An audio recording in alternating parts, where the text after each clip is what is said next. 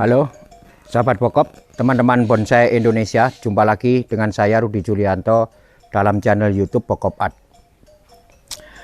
Teman-teman, kita berhadapan lagi dengan pohon ini. Pohon ini pernah saya lakukan styling yang pertama.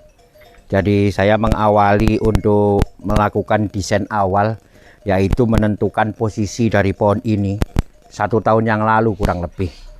Nanti linknya akan saya share di deskripsi. Silakan dilihat bagaimana awal dari pohon ini yang merupakan pohon yang rebah.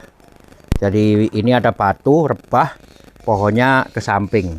Kemudian saya ada upaya untuk membuatnya dalam posisi yang berdiri seperti sekarang terlihat. Jadi merupakan sebuah panorama atau pemandangan pohon yang hidup di tebing. Saya sangat suka sekali waktu itu, artinya dapat menemukan sebuah potensi yang luar biasa dari pohon ini. Kemudian berjalannya waktu, pohon ini berpindah tangan, sehingga saya hanya sempat menangani 1 kali pada saat reposisi pertama. Waktu itu sempat dibikin kerangka-kerangkanya, silakan dilihat. Ini ada fotonya saat hasil pertama saya melakukan penanganan awal dari pohon ini.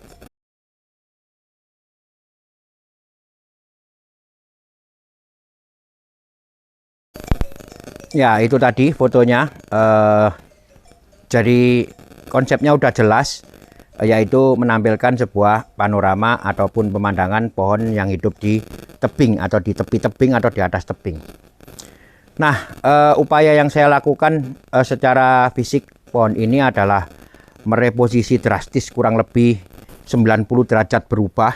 Jadi sekarang ini menjadi yang tadinya tertanam di dalam pot, sekarang saya angkat ke samping begini. Kemudian nanti saya akan membuka ini sekaligus kita akan mengganti pot dan mereposisi ulang.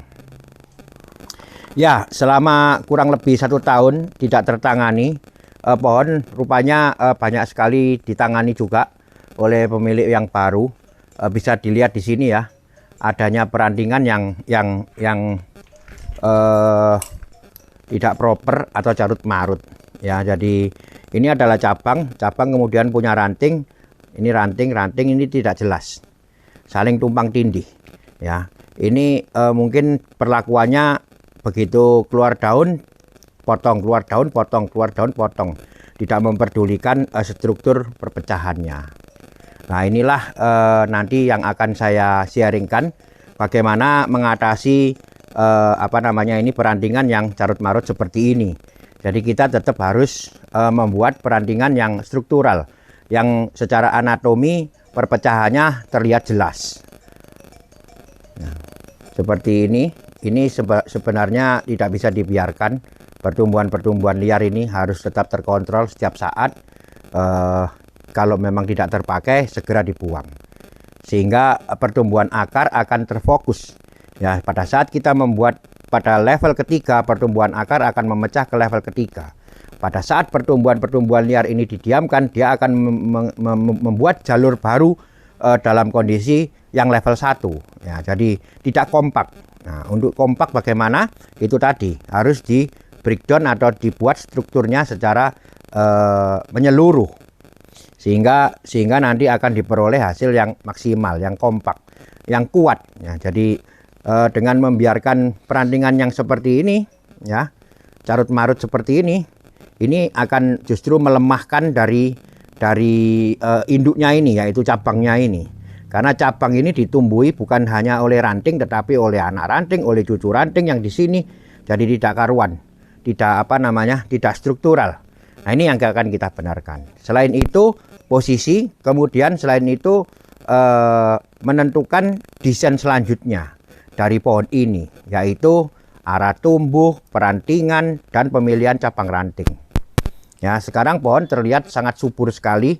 Kemungkinan banyak yang mengira bahwa ini sudah hampir jadi, padahal masih jauh sekali. Bahkan 50% aja belum. Karena apa? Karena ini dipaksa. Jadi ini bisa dilihat ya, susunan mahkota yang ini boleh dikatakan mahkota, susunannya tidak struktural. Nah, ini yang akan kita beresin, akan kita benerin. Oke, kita ikuti prosesnya teman-teman. Sebelumnya saya ingin membuka ini untuk kita lihat bersama-sama kondisi akar yang saya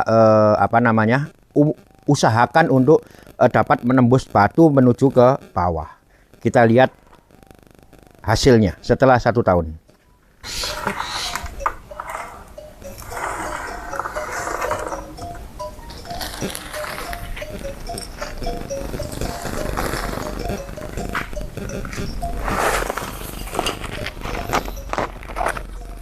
Nah, ini dibuka pertama setelah kurang lebih 1 tahun.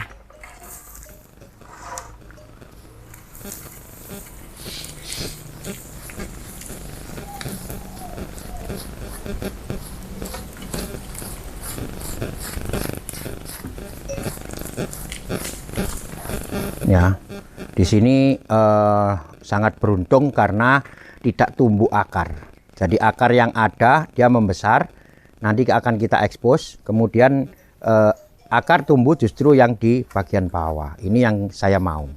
Tetapi ini akar yang utama, dia harus kita jaga supaya tetap ada nantinya seolah-olah merambat di sisi tebing. Nah, ini kita jaga.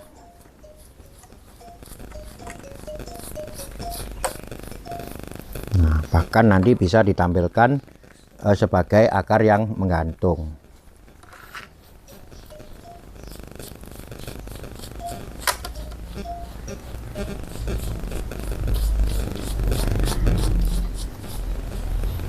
Akar santigi yang menggantung seperti ini akan lebih cepat besar apabila dia diekspos ataupun tidak ditutup media atau moss. Jadi dibiarkan kena angin, dia akan cepat membesar. Nah, kita tunggu ini nanti sampai membesar kurang lebih berdiameter 45 mili, akan terlihat sangat bagus karena dia menggantung. Nah, ini ada akar yang saya ikat tadinya sehingga dia lengket di batunya. Ya, ada sebagian yang nanti bisa menggantung.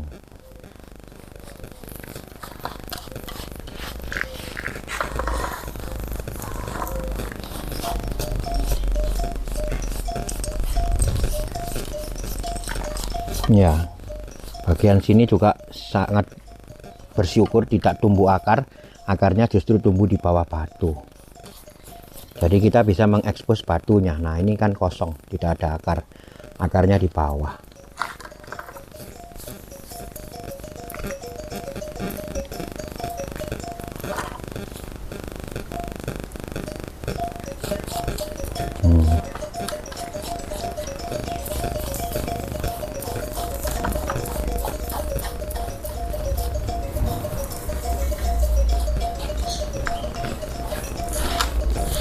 Ya, hampir sesuai harapan, sesuai ekspektasi. Ini di bawah penuh pasti akarnya. Nanti kita bongkar, kita lihat, dan sekaligus saya akan reporting. Sebelumnya nanti sekaligus saya akan menentukan posisi. Sebaiknya saya reporting dulu, kemudian sekaligus menentukan posisi, dan nanti akan saya ulas kenapa saya memilih posisi yang demikian, posisi yang saya rencanakan dari awal. Ini karena udah ditangani, mungkin yang menangani tidak mempunyai kesamaan konsep dengan saya, jadinya masih terlihat biasa, konsepnya belum tersajikan.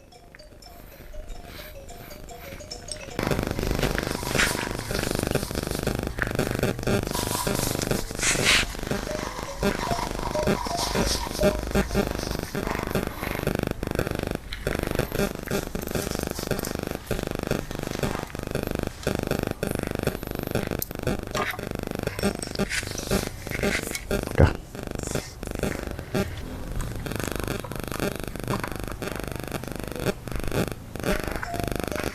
Nah, inilah posisi yang sebenarnya saya inginkan dari awal. Tetapi mungkin oleh penerus yang kedua yang digunakan sebagai depan adalah ini. Nah, yang saya pilih adalah ini. Ya, jadi dengan demikian, apa yang saya konsepkan di awal bahwa pohon ini akan mempunyai dominasi arah tumbuh ke sana, bisa tercapai dengan posisi yang ini. Ya, sekarang saya bandingkan dengan posisi yang ini. Nah, ini terkesan simetris. Sorry, kekuatan tumbuhnya terkesan sama. Antara ini pohon kecil, kemudian ini pohon besar di tengah-tengah dengan kondisi percabangan yang hampir sama. Ini terkesan pohonnya sama. Padahal di sini ada ujung pertumbuhan. Pohon yang tumbuh di ujung tebing. Nah, ini yang tidak terekspos oleh posisi yang demikian. Arah tumbuh juga tidak terlihat dengan jelas dominasinya kemana. Tetapi apabila saya posisikan seperti ini, nanti akan terlihat jelas bahwa pohon ini sangat minim sekali hidup di ujung tebing. Nah, ini akan saya jelas perlihatkan nanti kondisi ini. Inilah drama yang merupakan potensi dari pohon ini. Inilah kekuatan dari pohon ini, yaitu hidup di ujung tebing. Ya. Nah, inilah yang saya maksud. Kadang-kadang pohon itu atau bahan bonsai itu ada passwordnya. Ya, jadi kadang-kadang kita tidak mengetahui password, artinya potensi terbaik dari pohon ini tidak bisa keluar. Dengan mengetahui dan mengimplementasikan seperti barusan saya ngomong, pohon akan terekspos dengan jelas. Jadi maunya pohon apa, yang terbaik dari kondisi pohon ini apa, kita harus jeli berkomunikasi untuk membaca kemudian menampilkannya. Ini akan menjadi suatu modal pencapaian keindahan pada sebuah karya bonsai. Selanjutnya saya akan continue dengan posisi yang sekarang ini untuk menentukan atau memilih cabang ranting mana yang tidak dibutuhkan atau yang dibutuhkan. Yang tidak dibutuhkan saya kurangi dulu, yang dibutuhkan akan saya pertahankan dengan tadi memilih ataupun membuat perantingan yang struktural. Ya, seperti bisa dilihat di sini, nanti arah tumbuh akan dominasi ke sebelah sana. Kemudian mahkota akan saya tengokkan sedikit ke arah sebelah sana. Nah, sehingga dominasi akan sebelah sana. Yang jelas di sini akan saya kurangi. Ya, akan banyak saya kurangi karena di sini banyak pertumbuhan simetris, teman-teman. Ya, banyak pertumbuhan yang simetris. Ini yang kurang enak dilihat. Kurang enak dilihat. Nah, nanti akan kita perbaiki dengan menentukan arah tumbuh. Artinya arah tumbuh bukan ke atas tetapi ke satu arah. Dominan ke satu arah. Dengan demikian nanti pengurangan-pengurangan di sini akan beralasan untuk memaksimalkan atau lebih mendramatisir arah tumbuh yang sudah ditentukan. Nah, itulah pentingnya menentukan arah tumbuh. Oke, ini saya putar dulu ya. Kondisinya sangat bagus sekali. Akar hanya sampai di sini, jadi nanti saya akan pasang extension cuman paling 9-10 cm untuk menutup yang pertumbuhan akar yang di bawah. Tetapi selanjutnya nanti setelah dia kuat turun ke bawah, ini akan terekspos sedikit demi sedikit. Jadi tetap medianya ataupun tanahnya akan tanah yang datar setinggi bibir pot. Ya. Ini bagus sekali. Ya, inilah keindahan dari pohon ini. Inilah ke potensi dari pohon ini. Ini yang harus kita ekspos. Tumbuh di ujung batu, ya, dengan kondisi akar yang kuat sekali mencengkeram, sehingga dia meskipun tumbuhnya di ujung batu tidak roboh, bahkan kuat. Nah, karena akarnya memang menyatu dengan batu. Ini yang nanti akan kita ekspos. Nah, ini. Oke, saya lanjut dulu dengan proses pemilihan. Nanti kita kembali setelah pohon ini saya pilih, sehingga nanti bisa dilihat dengan jelas bagaimana struktur ataupun anatomi dari pohonnya.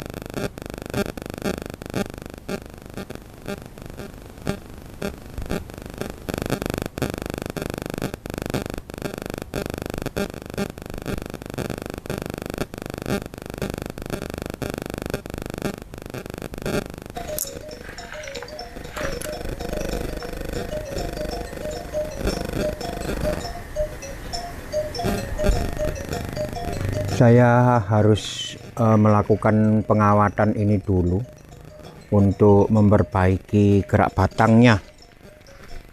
Jadi ada beberapa upaya, saya sebut major, upaya utama, seperti ini. Bisa dilihat tadi saya melakukan pemasangan kawat untuk mengarahkan cabang yang ini menuju ke arah depan. Tadinya ke belakang, tadinya dia di belakang, supaya dia ke arah depan. Ya, jadi meskipun tujuannya apa? Tujuannya untuk memisahkan antara kehidupan yang cabang yang ini dengan yang di bawah, terpisah. Kemudian dalam arti terpisah, dia bisa memperoleh matahari yang sama-sama baik. Seperti ini. Ya, ini adalah gerak batang utama menuju ke kumpulan mahkota di atas. Ya, karena kita udah menentukan arah tumbuh untuk dominan ke arah sebelah sana, maka saya harus memposisikan atau mengarahkan ujung dari gerak batang ini menuju ke arah sebelah sana. Ini sudah saya pasang kawat tadi. Saya akan sedikit demi sedikit mengarahkan, ya, dengan cara membengkokkan kawatnya. Karena ini sudah merupakan cabang ataupun ranting yang tua.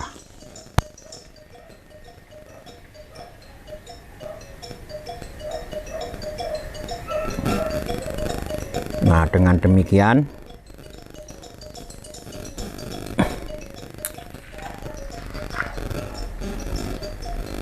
sudah terlihat bahwa mahkota terarah ke sebelah sana dengan penentuan leher di sebelah sini. Nah, leher bukan di sebelah sini. Ini adalah gerakan gerak batang. Kemudian sampai di sini terjadi ada sedikit sekali pergerakan yang menuju ke arah sana, sehingga bisa saya mewujudkan letak mahkota di sebelah sini dengan arah tumbuh dominan ke sebelah sana. Ini nanti akan terus menerus kita lakukan bending atau penekuan supaya memang lebih terlihat. Tidak bisa langsung sekarang karena sedikit demi sedikit. Nanti 2 bulan lagi saya akan lakukan pengarahan lagi yang bisa lebih menunjukkan arah tumbuh yang jelas. Kita lanjut ke pemilihan cabang rantingnya. Jadi bisa dilihat di sini. Ini adalah upaya saya untuk memperbaiki struktur perantingan dari pohon ini. Jadi lebih baik saya jarangkan dulu seperti ini dengan memperhatikan perpecahan yang baik. Jadi dari cabang mecah ke ranting, ranting ke anak ranting. Nah, ini semua jelas. Ini jelas. Nah, ini juga jelas. Sedikit tidak masalah, yang penting dia udah jelas. Nah, daripada dia bergerombol seperti ini. Ini mungkin bisa dilihat salah satu contoh. Ya, di sini ada percabangan yang ditumbuhi daun di mana-mana. Ya, jelas ya. Ditumbuhi daun di mana-mana. Nah, ini yang kita bereskan. Nah, kita buang. Nah, jadi kita mendapatkan struktur yang ya, ini kan cabang. Mecah ke ranting, mecah ke ranting. Sebenarnya dia mecah ke dua ranting. Nah, ya, ini cabang ini cuma mecah dua. Dari dua ini kita pilih anak rantingnya sekarang. Pilih yang sehat, yang sehat, yang sehat. Dengan membuang yang lain dulu. Cuman dua. Ini sehat.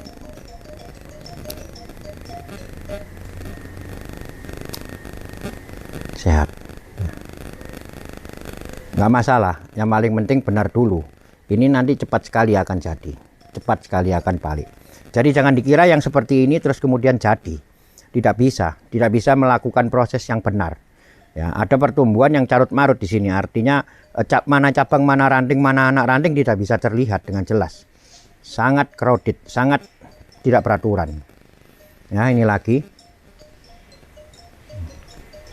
Di sini upaya saya adalah memperjelas dengan cara memotong pertumbuhan-pertumbuhan di pangkal dulu sehingga jalur ini kelihatan. Nah, ini adalah jalur cabang, ini jalur cabang.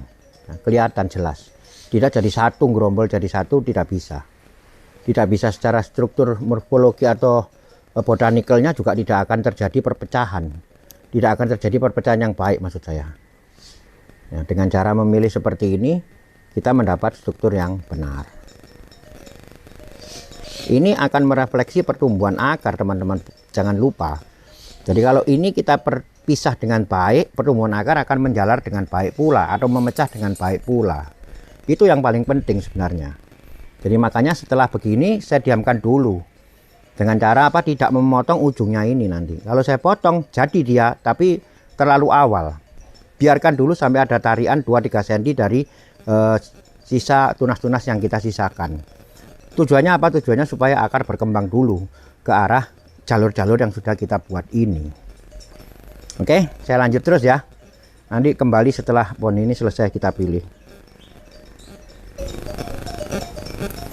Ya, sekali lagi bergerombol.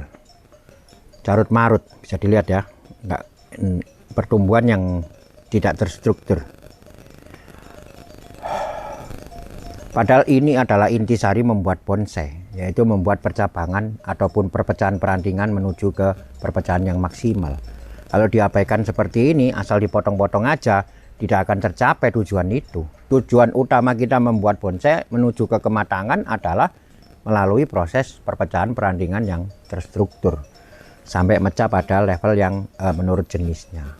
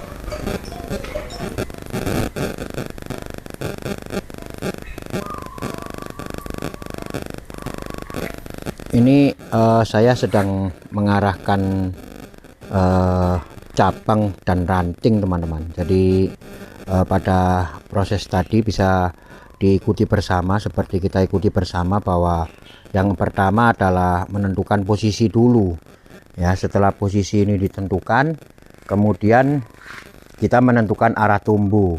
Setelah arah tumbuh ditentukan, kita menentukan mahkota, ini arah tumbuh mahkota sesuai dengan arah tumbuh yang telah ditentukan. Kemudian kita mulai mengatur percabangan. Nah, jadi ini bisa dilihat, ini yang sudah saya kawat ini adalah percabangan semua. Percabangan ditata atau diarahkan sesuai dengan arah tumbuh yang telah ditentukan. Jadi dalam pohon ini saya memilih arah tumbuhnya ke kanan, maka percabangan banyak saya arahkan ke kanan, dominan ya. Meskipun dia ada di sebelah kiri, tetap ujungnya saya tengokkan ke kanan untuk memperjelas arah tumbuh ya. Jadi seperti ini, kekuatan cabang yang satu ini bahkan menjadi, bisa saya sebut, anak pohon. Dia sangat dramatis sekali hidupnya. Di ujung pangkal batang, dia bisa hidup menggantung sendiri ya. Ini nanti yang kita ekspos sebagai potensi-potensi yang bisa memunculkan keindahan. Kemudian ada pohon lagi satu, ini nyambung ya teman-teman ya. Jadi pohon ini tidak terpisah, satu kehidupan, satu sumber kehidupan yang tumbuh menjadi, saya boleh katakan, 3 batang, 1, 2 yang utama dan 3 yang kecil ini. Ini pohon sendiri, nantinya pun di sini akan kita komposisikan supaya kehidupannya bisa relevan dengan kehidupan pohon utamanya.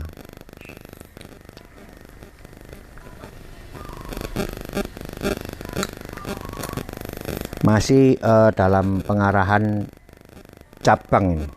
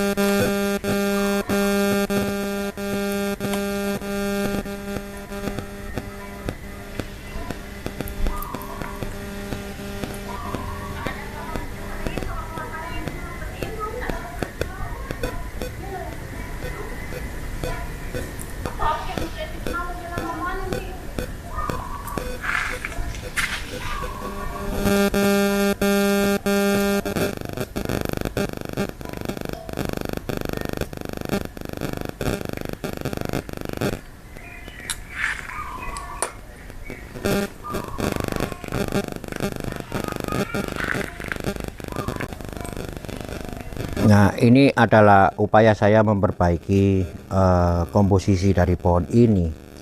Jadi setelah kita menentukan bahwa ini adalah pohon ketiga dengan mahkota yang pastinya di sebelah sini, kemudian cabang-cabang mana yang bisa mendukung penampilan dari pohon ini, penampilan dari secara keseluruhan pohon ini ya, bukan yang lain tapi pohon yang ini.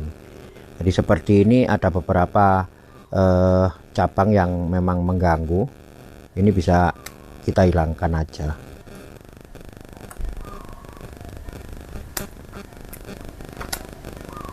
Nah, sekarang lebih tegas, lebih jelas, arahnya naik ke atas. Kemudian 2 cabang ini sebagai cabang pembantu ya, sebagai nanti di sini akan menjadi ekor yang agak panjang sedikit untuk mempertegas arah tumbuh.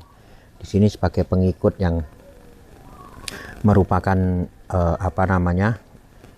kesatuan dari pohon ini. Jadi ini adalah pohon kedua, kesatuannya adalah ini ya. Ada memungkinkan untuk dibangun lagi pohon-pohon kecil lainnya seperti ini, bisa dilihat ya. Kemudian yang di bawah ini sebenarnya sangat bagus sekali.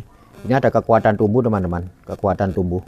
Kemudian muncul tunas. Nah, ini kalau bisa dibuat pohon yang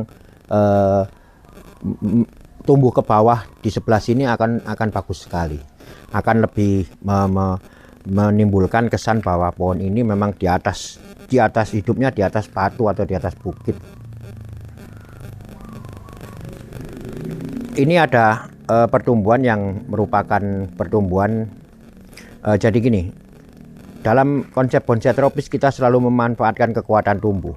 Kekuatan tumbuh utama dari pohon ini adalah 3, 1, 2, dan 3 yang utama. Kemudian pada masing-masing kita juga membacanya sebagai kekuatan tumbuh. Artinya semisalkan pohon yang ketiga ini dia mempunyai 3 kekuatan tumbuh, 1, 2, dan 3. Ya, yang 1 ini menjadi kekuatan tumbuh utama, akan dibangun mahkota di sini. Yang 2 ini adalah kekuatan tumbuh yang kedua. Masing-masing kekuatan tumbuh akan mempunyai perdaunan ataupun perantingan sendiri. Ya, nantinya tetap akan dipisah-pisah sesuai dengan jalur rantingnya masing-masing. Nah, sama dengan pohon yang ini yang utama. Ini adalah kekuatan tumbuh utamanya. Ya, garisnya ini. Jalurnya ini utama. Kemudian ini adalah cabang-cabangnya. Ya, cabang-cabangnya gede-gede karena memang dia pohonnya gede. Kalau ini pohonnya kecil, kekuatan tumbuhnya ya kecil-kecil sesuai. Nah, itulah keseimbangan tumbuh. Kemudian bagaimana cara membuat komposisi di sebelah sini adalah menurut apa-apa yang ada pada kondisi pohon ini. Kondisi pohon utama ini gitu ya. Jadi pohon utama ini mempunyai cabang 1, cabang 2, cabang 3, cabang 4, cabang 5 sebagai mahkota. Nah.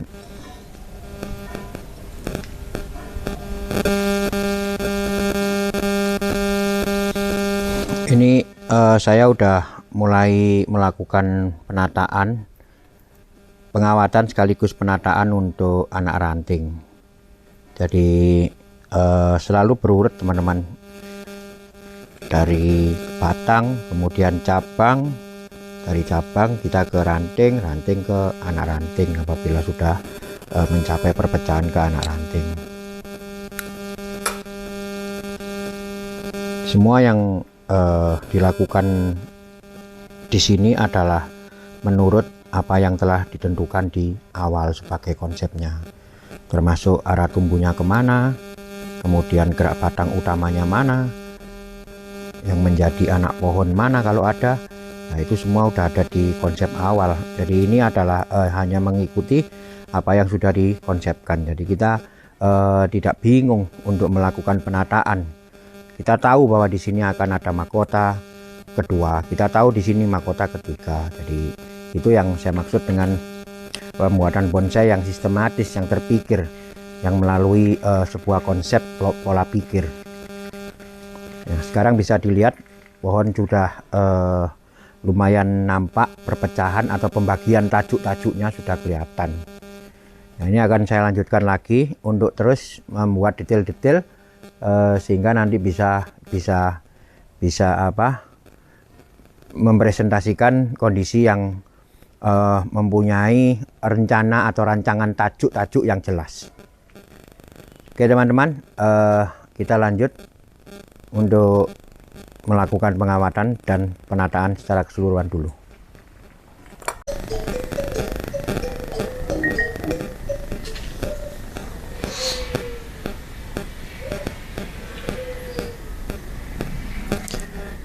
Ini sudah selesai teman-teman. Jadi saya sekaligus tadi melakukan pengawatan, kemudian melakukan penataan ulang terhadap pohon ini. Penataan perantingan ditata berdasarkan pada pengelompokan kekuatan tumbuh, itu yang utama. Jadi pengelompokan kekuatan tumbuh maksud saya seperti tadi saya sudah jelaskan bahwa ini ada 3 kelompok tumbuh yang besar, 1, 2, dan 3. Kemudian masing-masing diatur menjadi kelompok-kelompok. Kemudian masing-masing pohon ini akan mempunyai pecahan-pecahan cabang. Nah, ini juga cabang yang ini punya kelompok, cabang yang ini punya kelompok.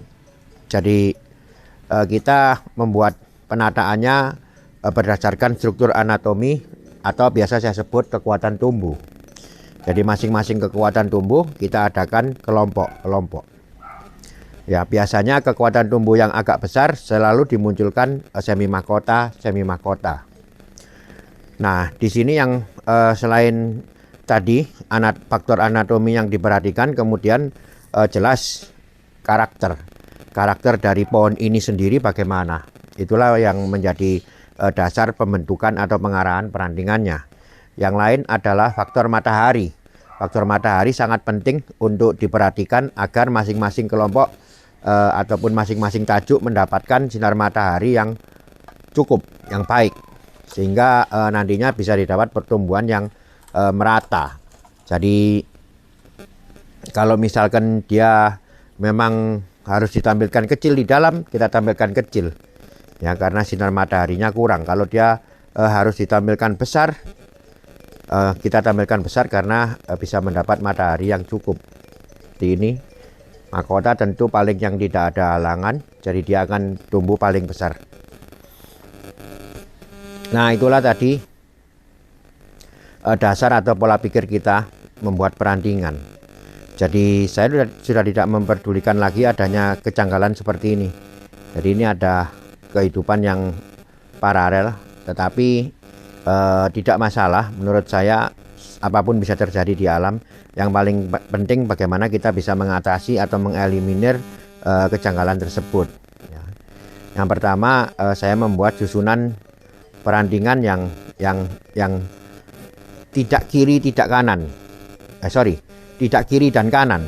Ya, jadi kalau misalkan di sini ada percabangan yang simetris, kemudian saya membuat perantingan ke kiri dan ke kanan, itu akan terkesan memperjelas kesan simetrisnya.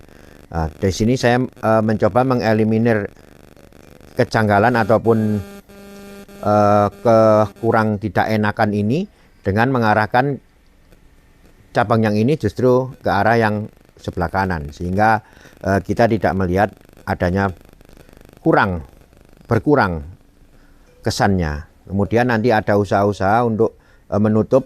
Ini ada kelompok tajuk kecil yang saya letakkan hampir di depan ini perpecahan trisula ini.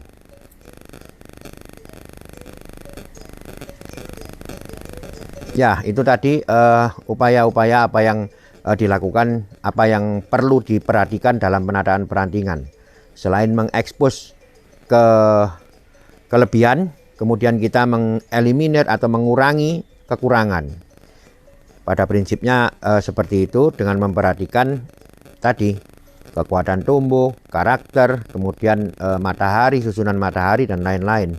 Keseimbangan anatomi tentu saja, kalau misalkan ini cabang sekian diberi tajuk sekian, kalau cabang yang lebih besar tajuknya juga harus lebih besar, kalau cabangnya lebih kecil tajuknya lebih kecil. Nah, itu keseimbangan tumbuh dari sebuah pohon. Apabila ini semua kita realisasikan dalam satu bentuk komposisi, maka kita akan mendapatkan kesan natural dari sebuah pohon. Ya.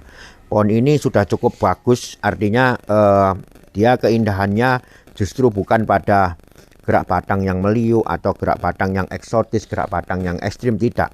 Tetapi kelebihan pohon ini justru pada cara dia hidup, cara dia tumbuh di batu. Nah, ini sebuah sebuah fenomena alam yang ingin kita sajikan dari konsep secara keseluruhan. Ya, pohonnya sangat luar biasa. Dia hidup bisa kita tampilkan sebagai pohon yang hidup di tebing. Dalam kondisi dia di ujung tebing pun dia bisa tumbuh sangat kuat karena ditopang dengan perakaran yang kuat pula.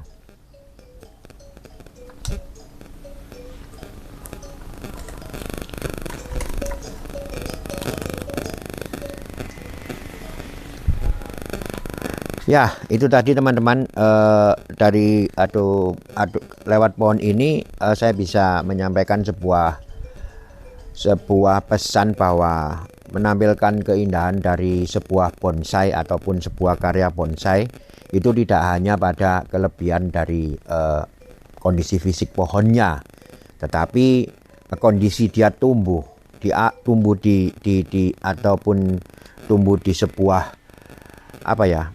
kondisi dia tumbuh, itu pun bisa kita munculkan sebagai sebuah sajian yang menarik di dalam membuat bonsai. Seperti contohnya pohon ini. Jadi pohon ini tidak ada kelebihan apapun dari pohonnya ataupun kondisi fisik pohonnya, tetapi justru kondisi bagaimana cara dia tumbuh itulah yang bisa dipresentasikan sebagai point of interest dari karya ini. Oke, inilah penanganan saya kedua dari pohon ini setelah 1 tahun. Kemudian selanjutnya saya harap semoga saya tetap bisa terus mengupdate pohon ini, entah 3 bulan atau 4 bulan sekali, untuk mengetahui bagaimana proses